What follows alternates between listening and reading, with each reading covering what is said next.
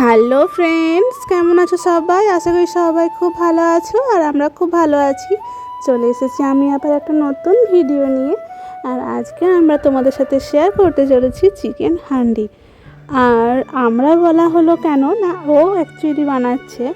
সমস্ত কিছুটাই আমি রেডি করে রেখে দিয়েছিলাম, কিন্তু রান্নাটা ও করেছে।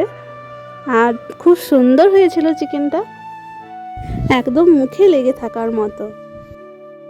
সম্পূর্ণ প্রসেসটা তোমরা দেখো, আশা করছি তোমাদের খুব ভালো লাগবে। আর তোমরাও এইভাবে বাড়িতে বানিয়ে খেতে পারো, দারুণ টেস্টি হয়। প্রথমে এরকম একটা মাটির হাঁড়ি নিয়ে নিতে হবে। আর এই হাঁড়িগুলো এমনি দোকানে কিনতে পাওয়া যায়। সেই হাঁড়ি কিনে নিয়ে চলে এসেছিলাম। সেই হাঁড়িটি ভালোভাবে জলের মধ্যে রেখে দিয়েছিলাম প্রায় ঘন্টাখানেক।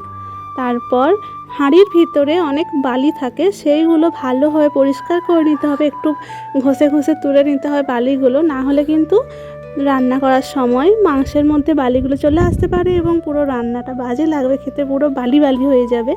তার জন্য ভালোভাবে পরিষ্কার পরিচ্ছন্ন করে নিতে হবে। তারপরে একটু রোদে আমি শুকনো করে নিয়েছিলাম। তারপর ভেতরে এবং বাইরে আমি তেল লাগিয়ে দিয়েছিলাম। আর তারপরে এখন সমস্ত কিছু মশলাপাতি রেডি করেছি, যেগুলো লাগে নর্মালি চিকেনে, সেইগুলোই। আর এই যে আমার বরমশাই সমস্ত কিছু ম্যারিনেশন করে হাঁড়ির মধ্যে দিয়ে দিল। তারপরে এই যে আটা লাগিয়ে দিয়েছিল, দেখতেই পেলে।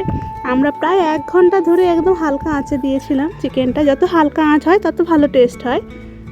আর খুব সুন্দর সেদ্ধ হয়েছিল, আর কালারটা তো জাস্ট অসাধারণ এসেছিলো, তোমরা দেখতে পাবে এক্ষুনি।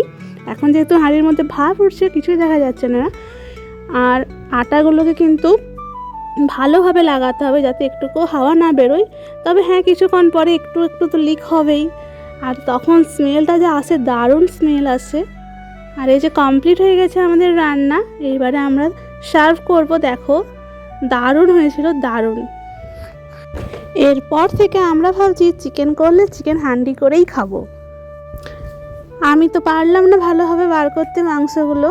তখন আমার বর বললো, দাও তাহলে আমি সার্ভ করে দিই। দিয়ে ও সার্ভ করছে, দেখো। তারপরে উপর থেকে ধনেপাতা কুচি দিয়ে দিচ্ছে।